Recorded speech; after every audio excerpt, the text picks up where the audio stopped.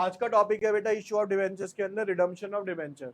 Redemption of debenture के अंदर basically हमारे बच्चे 6 केसेस बनते हैं। 6 केसेस बनते कैसे हैं, पहले उस केसेस को समझते हैं हम, ठीक है। लॉजिक बताऊंगा आपको कि ये 6 ही क्यों बने, इससे ज्यादा क्यों नहीं बने या कम क्यों नहीं बने। हमें पहले बेटा जब इश्यू ऑफ डिबेंचर्स पढ़ना है, उसके बाद हमें ये समझना है कि सबसे पहले दिमाग में लेके आओ कि जो डिबेंचर्स इशू करते हैं हम कितने तरीके से कर सकते हैं। 3 तरीके से, ठीक है ना। यानी कि मैं जो डिबेंचर है इशू कर सकता हूं बेटा issue at par,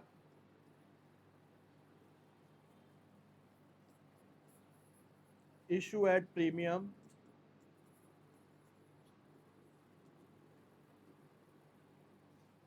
issue at discount.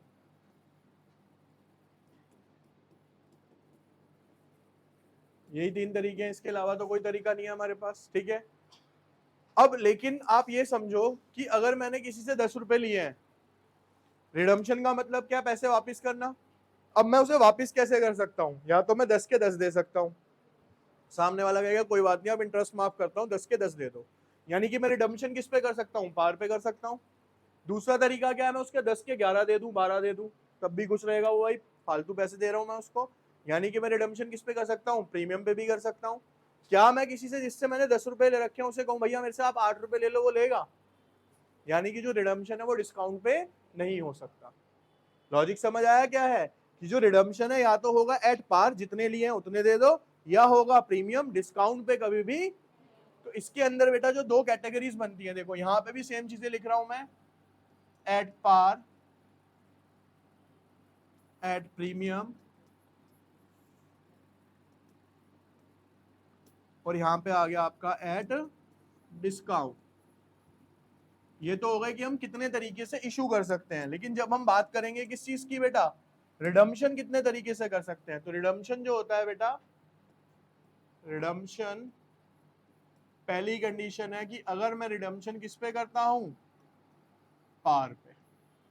और दूसरी कंडीशन है कि मैं रिडम्पशन किस पे करता हूं बच्चे, प्रीमियम पे। Redemption eight premium. अब इसकी ना जर्नल एंट्री समझते हैं हम किस किस तरीके से होंगी। अब सपोज करो बच्चे, ध्यान से समझना जो मैं कह रहा हूं, मैंने बेटा यहां पे 10 रुपए का डिबेंचर था, और मैंने रिडीम भी कितने में करा उसको, 10 में ही। 10 रुपए का इशू करा था और रिडीम भी कितने का करा मैंने बेटा, 10 रुपए का करा। अब जब मैं इसकी जर्नल एंट्री बनाऊंगा बच्चे, तो देखना यहां पे जरा, पहली जर्नल एंट्री होगी इसके अंदर,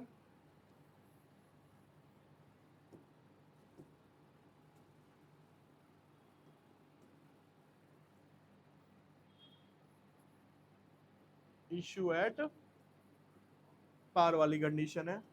तो बच्चे पहली जर्नल एंट्री होगी हमारी, सबसे पहले एंट्री ना हर किसी कंडीशन में आपने इशू की एंट्री करनी है। तो इशू की एंट्री क्या होती है बच्चे, bank account debited to debenture application and allotment account. इसको 10 की जगह हम कर लेते हैं 100 रुपए के। तो यहाँ पे भी कितना आ गया 100, यहाँ पे भी कितना आ गया 100। अब हमने क्या करा है बेटा, जितने का था उतने में रिडीम करा है। तो क्या कुछ प्रॉफिट एंड लॉस होने की इसमें बैठी, भाई 10 की चीज थी या 100 की चीज थी, 100 मैंने वापस कर दिए। तो इसके अंदर आपकी कोई भी एंट्री नहीं होगी। सिंपल एंट्री क्या होगी अगली, डिबेंचर एप्लीकेशन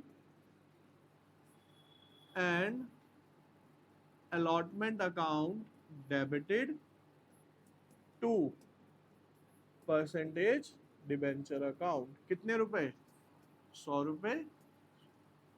ये आपने रिडीम कर दिया। रिडीम का मतलब है आपने शो कर दिया कि भाई 100 की चीज थी, 100 में ही जानी है। अब जब हम अगली एंट्री की बात करेंगे, देखना यहाँ पे अब क्या हुआ, इशू एट पार लेकिन redeem at, sorry, issue at premium, redeem at पार।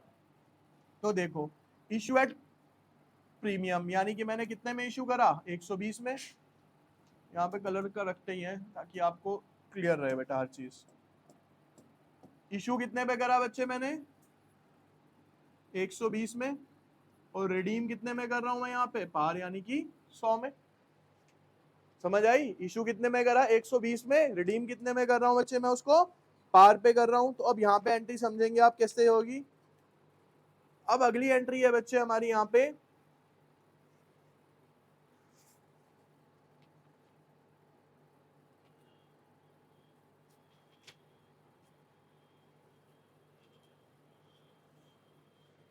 सबसे पहले इशू की एंट्री करते हैं।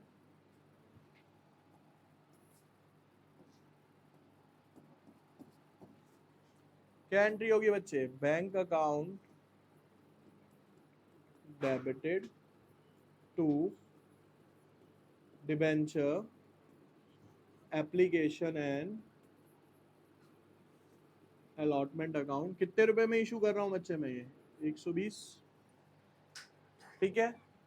और उसके बाद debenture application and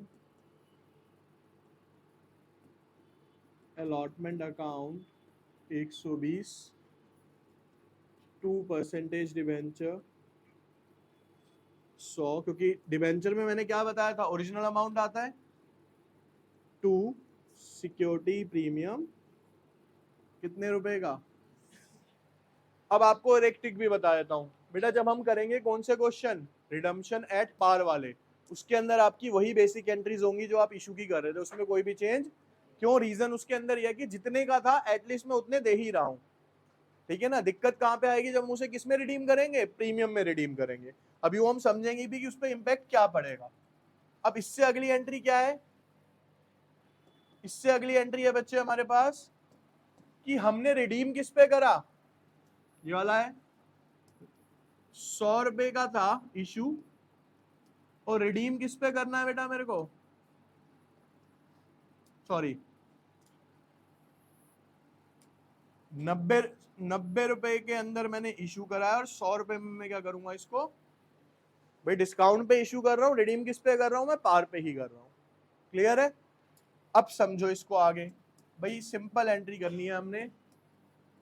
bank account debited कितने से होगा? 90 रुपए से। To debenture application and allotment account 90 रुपए। अब अगली एंट्री क्या है? Debenture application and allotment account debited 90 रुपए। 2% डिबेंचर। बेटा परसेंटेज डिबेंचर में क्या आता है? Original value. तो ओरिजिनली ये कितने का था हमारा? 100 रुपए का। 100 रुपए का मैंने क्या है? 90 रुपए में कर रहा हूं। तो बेसिकली क्या हुआ? डिस्काउंट ऑन इशू ऑफ कितना आ गया यहाँ पे? ये 10। तो आपको पार वाली कंडीशन समझ आई? पार वाली में हमें कुछ भी नया नहीं करना, जैसी आप एंट्रीज करते आ रहे थे वैसी सेम एंट्रीज हो जाएंगी। अब प्रीमियम वाले लॉजिक को ना बहुत ध्यान से समझने की कोशिश करना बेटा। पहले जल्दबाजी नहीं कुछ भी, पहले इसको समझेंगे आप कि कैसे कैसे क्या होगा इसके अंदर।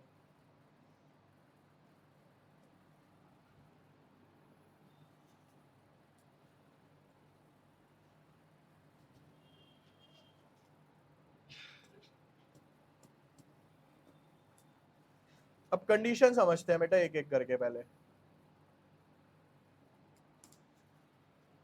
इशूड एट पार, यानी इशूड एट पार का मतलब हो गया 100 रुपए में इशू करा, रिडीम एट प्रीमियम, दिए कितने मैंने? 120।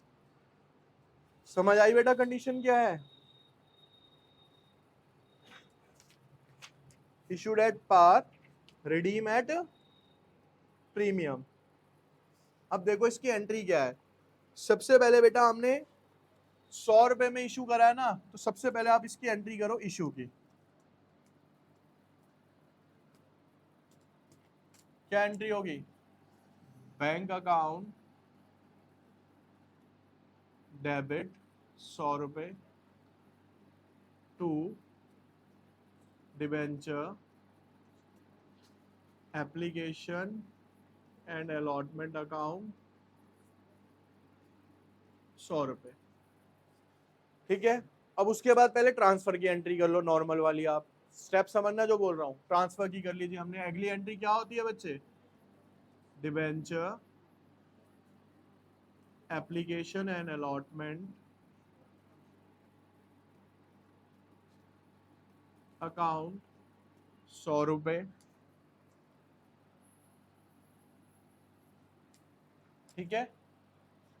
2 परसेंटेज डिबेंचर अकाउंट कितने रुपए, 100 रुपए।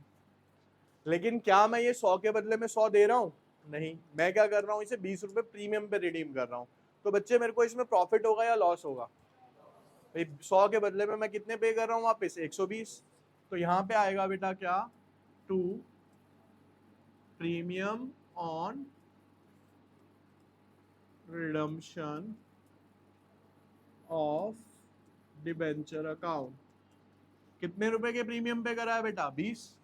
अब नीचे कितना हो गया, 120, ऊपर कितना है, 100। तो वो जो 20 रुपए हैं वो किसके हैं, मेरे लॉस के हैं। किसके हैं बेटा, वो मेरे। तो अब यहाँ पे लिखेंगे क्या, ये एक काम कर देता हूँ आपके लिए थोड़ा सा और,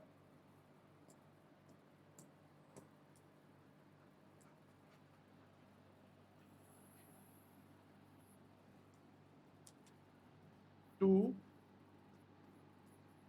प्रीमियम ऑन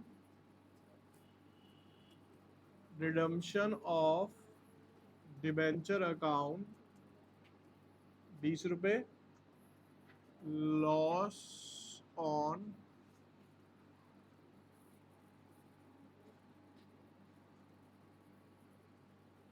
इक्वेशन बैलेंस करनी आई आपको, कैसे करते हैं देखो। मैं स्टेप दोबारा क्लियर करूंगा अभी अगले क्वेश्चन के अंदर, वो ध्यान से समझना जो मैं बोलूंगा बेटा। अगली कंडीशन क्या है बच्चे मेरे सामने, देखो अगली कंडीशन ये है भाई, रिडम्पशन तो प्रीमियम पे होना है, लेकिन ये भी किस पे हुआ आपका, प्रीमियम पे, issued at premium and redeem at premium. यानी कि ध्यान से समझना अब ये केस,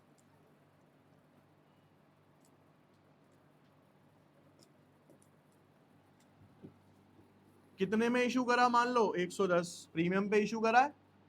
रिडीम कितने पे करा है बच्चे मैंने इसको, 130 रुपए में। तो रिडीम भी कितने में करा है मैंने इसको, प्रीमियम पे ही करा है।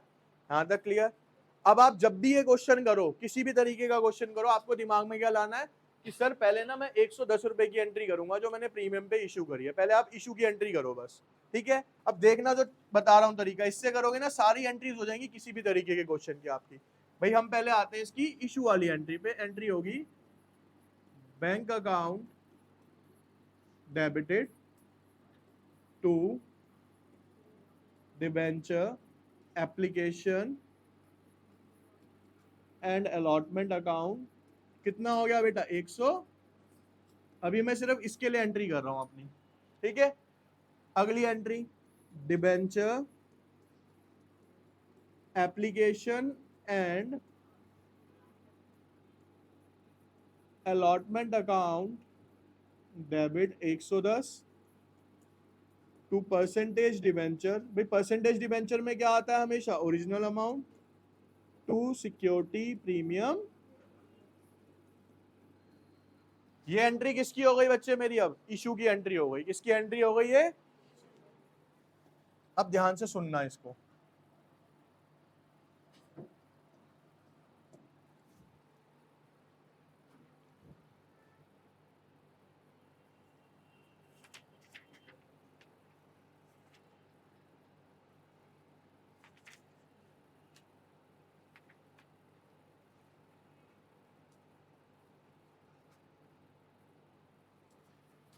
अब यहां पे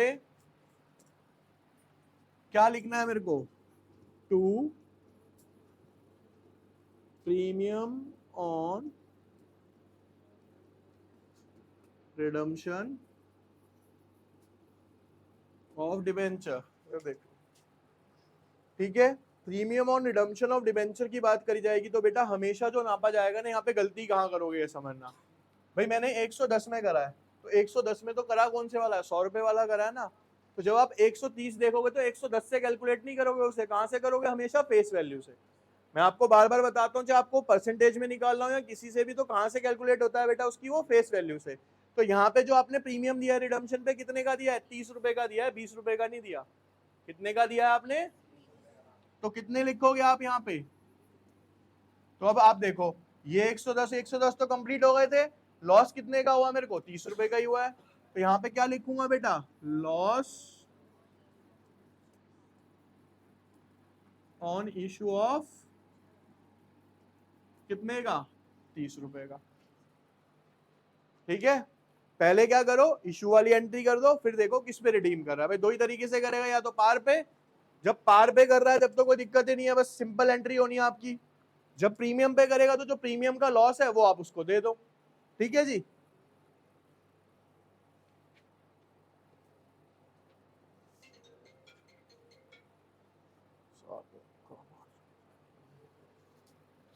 अगला क्वेश्चन देखो इसी के अंदर।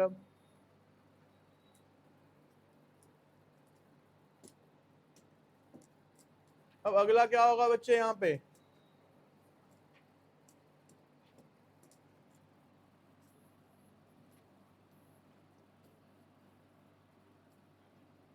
यानी issued at discount, redeem at premium.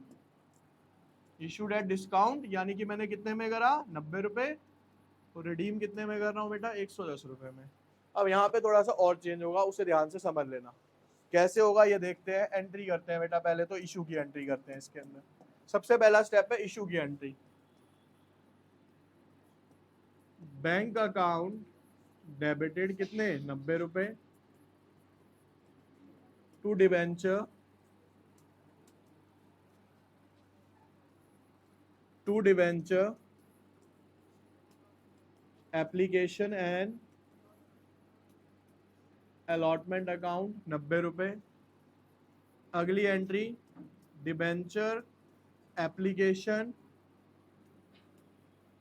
And allotment account 90 रुपए टू परसेंटेज डिबेंचर कितना आएगा बच्चे यहाँ पे? 100 रुपए। क्योंकि कितने के थे वो? 100 रुपए के थे। मैंने इशू कितने में करे? 90 रुपए में।